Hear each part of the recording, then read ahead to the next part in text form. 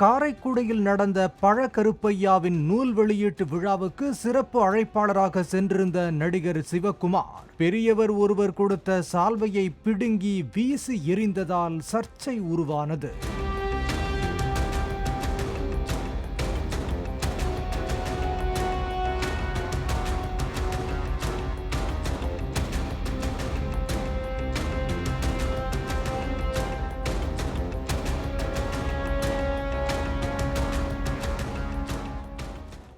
இந்த விவகாரத்துக்கு விளக்கமளிக்கும் வகையில் சால்வையை கொடுத்த நபரை சென்னைக்கு வரவழைத்து அவருடன் அமர்ந்து விளக்கம் தெரிவித்து வீடியோ ஒன்றை வெளியிட்டுள்ளார்.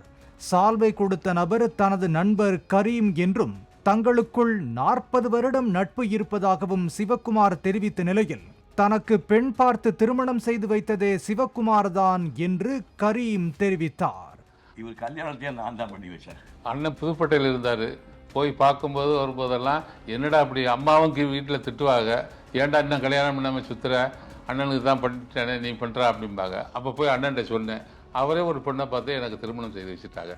சிவகுமாருக்கு பொன்னாடை வாங்கிக் கொள்ளும் பழக்கம் இல்லை என்று தெரிந்தே தான் சால்வை வாங்கிச் சென்றது தவறு என்று கரீம் தெரிவித்த நிலையில் அவர் கொண்டு வந்த சால்வையை பிடுங்கி வீசியது தன்னுடைய தவறு என்பதை ஒப்புக்கொண்ட சிவகுமார் அதற்காக மன்னிப்பு கேட்டுக் கொள்வதாக தெரிவித்தார்.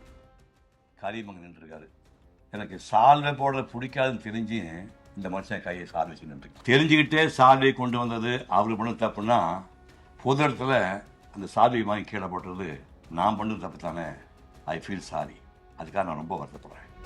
ஏற்கனவே செல்போனை தட்டிவிட்ட நிகழ்வின் போதும் சிவகுமார் இதுபோல மன்னிப்பு கேட்டது குறிப்பிடத்தக்கது.